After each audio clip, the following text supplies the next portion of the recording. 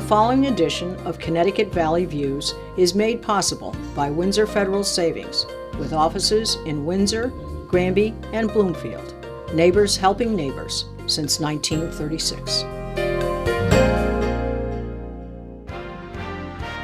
Join me, Susan Regan, host of Connecticut Valley Views, the most widely watched interview program on Connecticut Public Access TV. Proof to the people is the byline, insight without bias, generating a 360 perspective. Our mission is to focus on topical subjects with thought-provoking interviews regarding municipal leadership, current affairs, educational and political topics, as well as key destination points in New England. Hello, I'm Susan Regan. Thank you for joining me today. And my guest is the Honorable David M. Walker. He is the founder and CEO of Come Back America Initiative. What a pleasure to have you here, David. Good to be with you, Susan. Thank you for the opportunity. Appreciate you take the time because I know you're very busy. I also want to mention that we are now currently sitting in the Connecticut Historical Society, and we want to thank them for providing the venue for it. It certainly is, I think, an appropriate setting for our discussion. I'm a big history buff, so I agree with you. You're at home here. Absolutely. Good. This is the Vita Room, by the way. That's Vita Root Company, and Mr. Vita's living room was Mr. Vita's living room. Now, David, I'd like to start out with you served as Comptroller General of the United States, head of the Government Accountability Office, the GAO, from 1998 to 2008. Just give us a general background. I know you have accomplished many things, but if you can kind of fill in and flesh out that for us. I spent 20 years in the private sector, including ran a worldwide line of business for Arthur Andersen for 10 years when I was a partner and global managing director. I've run 3 federal agencies during a 15-year period. I ran the Pension Benefit Guarantee Corporation, was Assistant Secretary of Labor for Pensions and Health, and ran the Employee Benefit Security Administration, was Comptroller General of the United States for about 10 years and ran the Government Accountability Office. I've also been a trustee of Social Security and Medicare. And then for the last 5 years, I've run 2 major nonprofits that are focused on fiscal responsibility in government and how do we transform government to make it more future-focused and results-oriented. Well, obviously, you are a man committed to serving the public, the people, your country. Was this when you were a younger man, when you started out, was that an objective of yours? Well, I knew I wanted to do public service, and frankly, I had appointments to the military academies, but I couldn't go at the last minute because I have a bad left ear. And I kid people saying, well, you know, I didn't become a military general, but I became the Comptroller General of the United States, and there's only been 8 of those in the history of the country, and quite frankly, people fear them more than they do military generals. Sure. I've always believed in public service. I believe it's a high calling. I decided very early in life that life was about making a difference rather than making money. You want to be able to make enough money that you can have a decent standard of living and take care of your family, not just while you're working, but also in retirement. I try to lead by example there. But I am very public service oriented, and it's all about making a difference.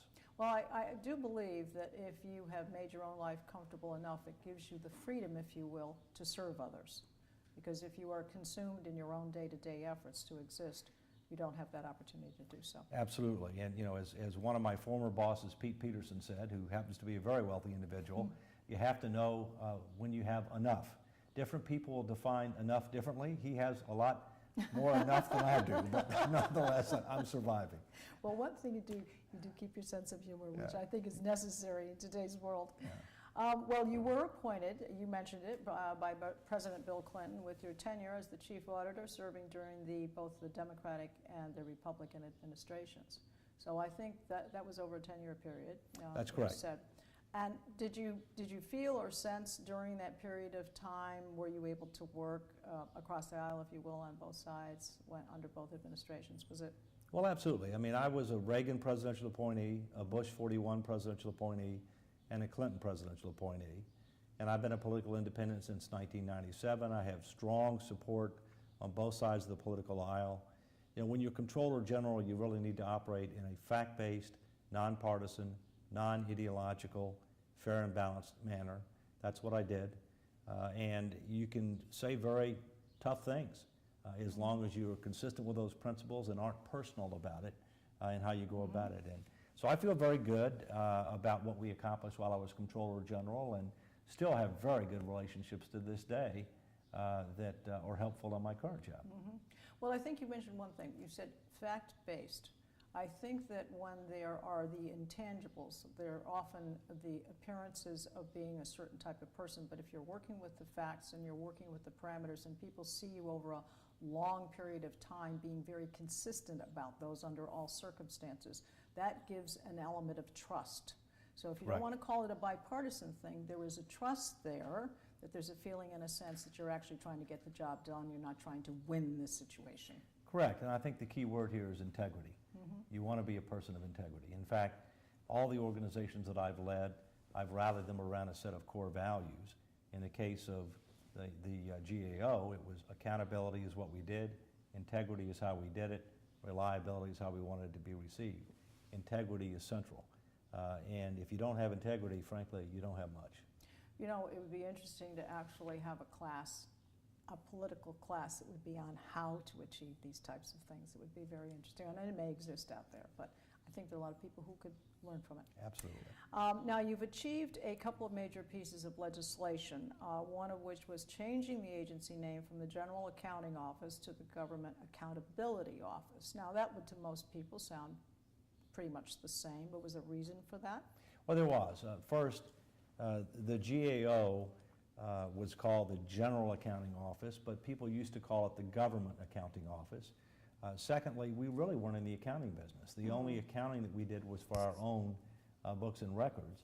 We were really in the accountability business, and accountability is much broader. You know, it's audits, it's investigations, it's program evaluations, it's policy analyses, it's legal research, it's adjudications, a much more substantive name, a much broader name. It also hurt us in trying to recruit people because only about 15% of our employees were accountants, CPA types. We had lawyers, we had social scientists, we had actuaries, we had PhD economists. And then it caused a problem in dealing with new members of Congress and cabinet officials where they were saying, well, why does the General Accounting Office want to know about these policy issues or these operational issues? So it was really a win-win. I didn't want to change the acronym GAO. Yes, yes. Didn't want to change that. Yes. Because that was really the brand name. And it was, while it was somewhat controversial within the agency, it was incredibly well received and has been totally embraced since. Because I would say it's a bit of a misnomer. If you have something that isn't really recognizing what actions and what things that are being accomplished within the area, you're not really naming it. And as you said, that brings up a lot of questions in people's minds. Right. They think of accounting as only to do with the financial side of things. Accountability to me seems to be responsibilities. It's much broader. It's performance and accountability. And a lot of people think of accounting as bookkeeping. That's and correct. that's because when they're not accounting majors, Sure. which I was, and I am a certified public accountant, you know, all they had was accounting, you know, Sure. basic accounting 101 and 102, which is bookkeeping. Yes. It's not until after you get past Right, that exactly. do you really understand the broader context for accounting and then ultimately accountability. All right, well, now you left the GAO in 2008 to head up the Peterson Foundation. And despite some controversy, now apparently there was an internal reclassification effort going on that had to do with Right. establishing a union. Tell us a little bit about that. Yeah, that had nothing to do with why I left. Basically, I was there for about 9.5 years, and I had 3 objectives for myself when I went to the GAO. I had accomplished 2 out of the 3 within the 9.5-year period, and the third one was one that I ultimately decided I needed to go outside the GAO to be able to do. I needed to be able to go directly to the people. I needed to be able to build a burning platform about how serious the situation was. I needed to be able to talk about specific policy solutions that would end up creating a better future, and that's not something you could do when you're Comptroller General. You're not Sure. supposed to get into those areas of policy, if you will. We did have a change. I made a number of dramatic changes in GAO that made it 13% smaller, that made it 50 to 100% more productive, 2 to 3 times the outcome-based results. And yet, despite that fact, we were rated number 2 in the government for employee satisfaction and a 95% positive rating from our client, the Congress, who's tough. Right. There was, one of the most controversial things I did was to try to change how you classify employees, because what I found was that people that had 2 layers lower responsibility with below average performance were making more money than people who had 2 levels higher responsibility that were top performers. In my view, that was not consistent with the principle of equal pay for work of equal value, and it was inappropriate in a time of fiscal constraints. So I took that on. It was somewhat controversial. Was that but the catalyst that made you discover that this was going on? Because there was fiscal constraints that made you look deeper? No, it into wasn't just that. Okay. It was looking at the performance statistics that came back. I see, okay. And then it was recognizing that compared with the fiscal constraints. There was a number of factors that came together, but it was an example of the difference between just going along and actually leading and trying to help create a better future. And anytime you're a leader, there's going to be some controversy associated with it by definition. Certainly, Yeah. well, because parameters have to be set. Now, Yeah. back when you were doing that, was there such a thing as they have in corporations today as a 360 review? Or were people just being evaluated by their immediate supervisor or their supervisor? They didn't have 360. We went to a number of 360 Okay. principles while I was there. Yes, In addition to that, we also developed the first ever strategic plan for the agency, totally Yes. restructured the agency. We started focusing more on outcomes, meaning results rather than activities. We looked at the benchmarking. we did a tremendous amount of benchmarking because you don't know how good or bad you have it until you compare it to others. Exactly. You can have a false sense of security. And all of that was integral to trying to accomplish all the outcomes that I talked about previously. Certainly. Now, the Comeback America organization, when, where, why, how did you come about? The Comeback America initiative was something that I created in October of 2010. It's named after my latest book, Comeback America, Turning the Country Around and Restoring Fiscal Responsibility, which came out in 2010 and fortunately made some bestseller lists. I wanted to be able to do something where I had flexibility to deal with a broader range of issues, federal, state, and local. I wanted to be able to deal not just with social insurance reforms and health care, but also defense and tax reform, et cetera. And I wanted to be able to talk more about solutions, specific nonpartisan solutions that ought to be able to get bipartisan support. And I wanted to get into the real world, and quite frankly, New York City and Washington, D.C. aren't the real world. So I started it in Bridgeport, Connecticut, which I didn't realize at the time, but is ground zero of fiscal irresponsibility in America. And maybe God knew this and just didn't tell me, but that's where we are. And so we've done a lot of work dealing with federal issues as well as state and local. Sure. Well, while we're on the subject of Connecticut, I want to ask you about Connecticut Risk Report. That's something that you've brought out recently, and since we're talking about Connecticut and Bridgeport specifically, tell us about that. Well, Susan, yes, this is what it looks like, and you can find it on our website at keepingamericagreat.org. But we issued a report in 2011 about the federal government called Restoring Fiscal Sanity. This is how we can put our finances in order and create a better future. We started digging into Connecticut and were shocked to find that Connecticut is rated last, meaning the worst in the country, in total liabilities and unfunded promises per taxpayer. It is tied for last in the state of its critical infrastructure, especially its transportation infrastructure. It is the only state in the union that had negative economic growth last year, and it's the only state in the union that has not added one new net private sector job since 1990. So that's a problem. Yes. So what we did is we analyzed the economic position, the competitive posture, and the financial condition of the state. We published this report to help people understand how serious it is. And then we talked about a way forward. What do we need to do in order to address these challenges so that our future can be better than our past? And that's what it's all about. Not just waking people up, but showing them a way forward to create a better future. Do you feel that the citizens of Connecticut, the people who are hopefully interested in having a viable state, and because Connecticut has been a leader in many ways. It's provided many factory jobs. It certainly used to be the insurance city capital. There are many things that come to tobacco was very prolific.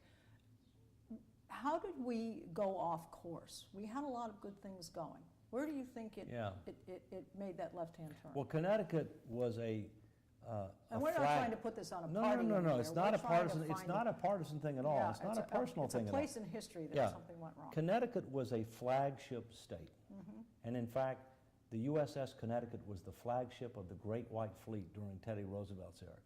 It was a flagship state. It grew faster than the U.S. economy. It had lower than average unemployment up until the early 1990s. And in the early 1990s, a number of things happened. Number one, it adopted the income tax. Now, frankly, it needed to diversify its revenue base, But that was a comparative or competitive advantage for the state. It was the only state in this area of the country that didn't have one. It eliminated that competitive advantage. Secondly, it started making very lucrative pension and retiree health promises to state and local employees without funding those promises. It started spending much more on consumption and cutting back on investment, including critical infrastructure. And it started regulating a lot more and litigating with the private sector, you know, a lot more. Which got tangled up in its own underwear. That's correct. And so as a result, things went downhill.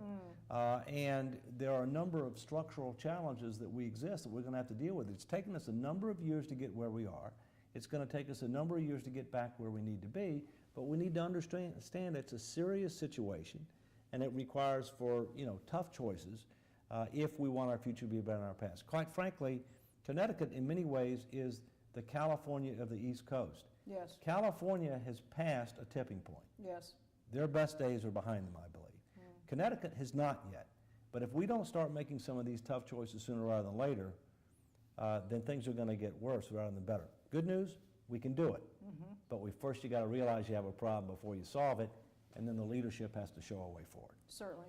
Well, we talk about the CBI. What would you state as its mission statement, per se?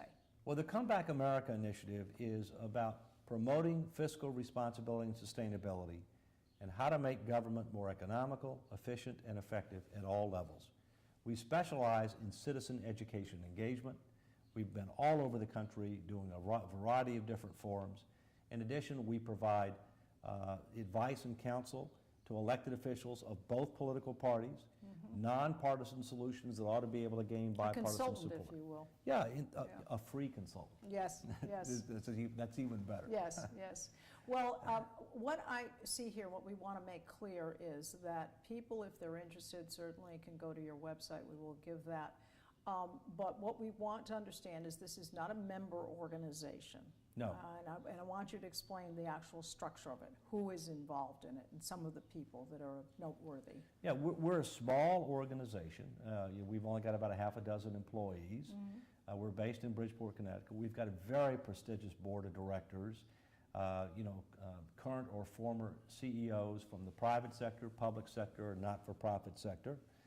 For example, the former worldwide head of Deloitte, Mike Cook, who lives in Connecticut, the former chairman and CEO of Lockheed Martin, Norman Augustine, the former head of AARP, Bill Novelli, just to name a few. We also have a very prestigious advisory council. Former Fed Chairman Alan Greenspan, former Fed Chairman Paul Volcker, former Vice Chairman of the Fed and head of OMB Alice Rivlin, just to name a few.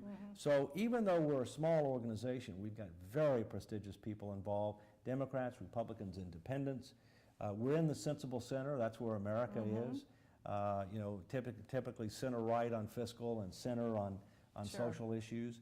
We're all about trying to come up with nonpartisan solutions that can gain bipartisan support to accelerate action on large, known, and growing problems.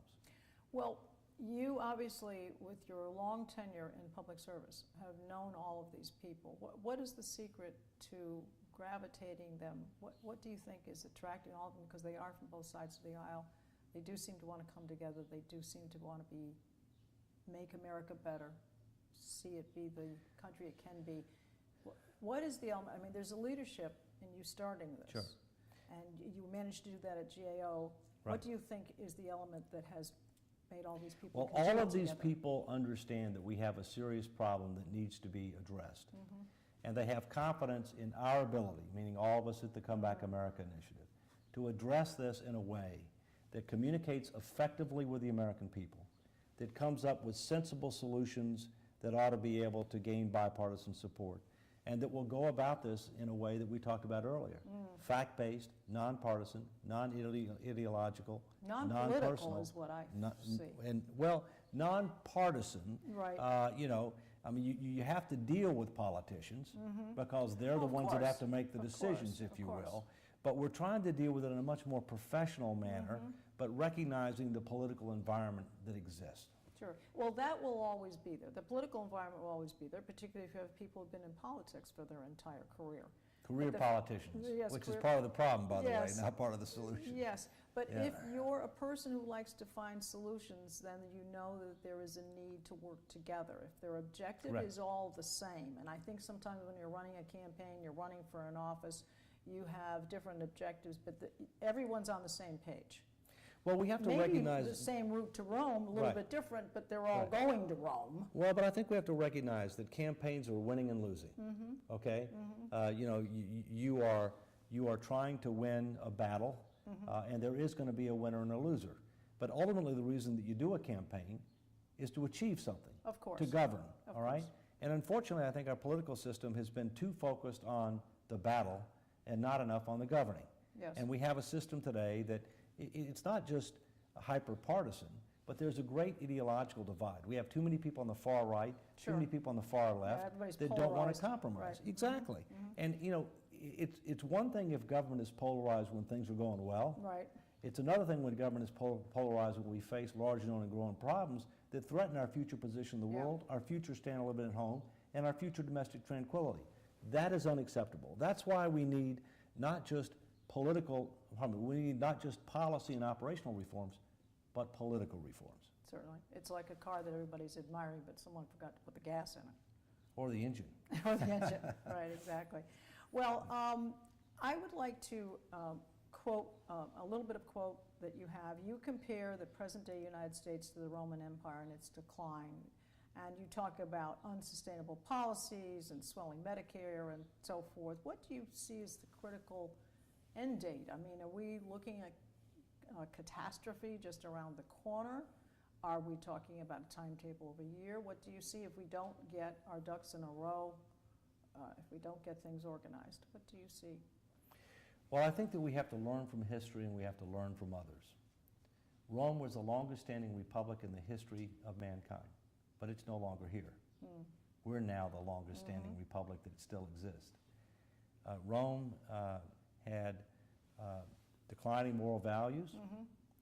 It had political incivility. It was overconfident and overextended militarily around the world. It was fiscally irresponsible with regard to its finances, and it couldn't control its borders. Does that sound familiar? Yes. So it's important that we learn from history and address these challenges in a way that we make sure that we're the republic that stands the test of time. And that can be done. But we have to learn lessons from history to recognize that fact. All right, let me just deviate for a moment. We have Obamacare that is currently obviously in the news, and we have in Connecticut, we have what used to be the healthcare exchange and is now Access Health Connecticut. Your opinion, we do need to cover people who need healthcare. Are we going about it the right way?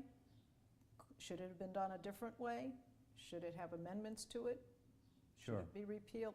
What's your position on it? Well, first, I believe that this country ought to have universal health care coverage for basic and essential health care that is affordable and sustainable over time. The problem is the government has way overpromised on health care. It's promised way more than it's going to be able to deliver, and in addition to that, we spend 2.5 times per person on health care, and yet we get below average societal outcomes. And that's because we don't have the right kind of incentives, transparency, and accountability mechanisms. Look, there are positives and negatives about the Affordable Care Act.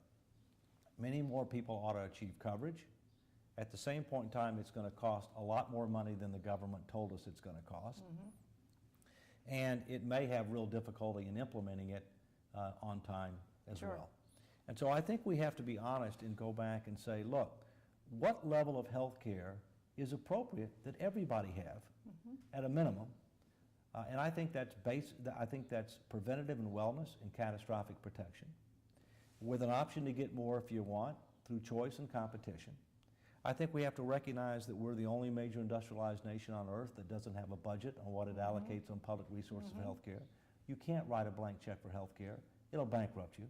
So we have to recognize that. We need to start paying more for outcomes rather than activities. We need to subsidize people who need to be subsidized, but not be subsidizing people who are well off, and we do today. For Medicare, 95% of the people who voluntarily sign up for Medicare's Part B and D programs get a 75% taxpayer subsidy for their premium, irrespective of income and wealth. I mean, that makes no sense. No, okay? there doesn't seem to be an equalization in a lot of areas. I mean, there actually, 12% of the people in the United States actually think Obamacare has been repealed. Now, I'm not sure if that's uninformed or not knowledgeable, but the universal health care as a basic thing. So do you think we need to, if we could, would you amend it? Would you start over again? I mean, if you could find a solution. You're a solution-oriented man. I'm a solution-oriented person. I think let's see how it plays out. My view is it's going to cost a lot more than people think. It's going to have a lot more operational problems than were anticipated. And as a result, we're going to have to ask ourselves, where do we go from here? What do we do next? And in my view, we need to answer those basic questions. Yes. How much universal health care is appropriate, affordable, and sustainable? Certainly. How do we go about delivering that in a way that maximizes choice and competition? The government's always going to do more for the poor and the disabled, and it should. It's always going to do more for veterans, but for a vast majority of the population, we have to be realistic about what we promise so that we can actually deliver on the promises. I agree. Much better to actually provide people with correct answers up front, be a bit of a disappointment, but to be able to deliver what you promised. Expectation management is key in the public sector, the private sector, and the not-for-profit sector, and it's one of the keys to an effective leader. Yeah, certainly. Yeah. Now, I just want to, quickly, you've written a number of articles recently that have been published in the Hartford Courant, and you talk about what do you consider our state's and our country's greatest challenge, do you think, right now? If you could pick the most critical thing we need to face, would you say it's a financial thing, it's immigration? If you could pick one subject, what do you think it is? You've written many articles about solutions. I'm going to give you three things. Okay. The biggest deficit that our country has is a leadership deficit. Okay. At the founding of our nation, we had way more than our fair share of great leaders. Today, we have way less than our fair share of great leaders. Secondly, if you don't put your finances in order, everybody will suffer to differing degrees over time. We've got to put our federal, state, local finances in order. And number three, we need to reform our political system, to revitalize our democracy, and to create a republic that is truly representative of and responsive to the public. We need to do all three of those things. Those are excellent. 1, 2, 3. So that gives a very clear map of the direction we should go in, which obviously is part of the organization that you have put together. I would like to give your website. You have mentioned it. It is www.keepingamericagreat.org. Do I have that correct? You got it right, and how can you be against that? Well, I do want to thank you. It's been a very frank, very candid, very helpful, very informative, very instructional and educational discussion. I do appreciate your time for that so much. Thank you for the opportunity, Thank you. Susan. You're more Take than care. welcome. And I'd like to thank once again the Connecticut Historical Society for giving us the opportunity to be here and to have this most interesting conversation. I would like to say that you can see us on Facebook, and you can see all of our programs on our website, www.ctvalleyviews.com. This is Susan Regan. Thank you for joining me and bringing proof to the people.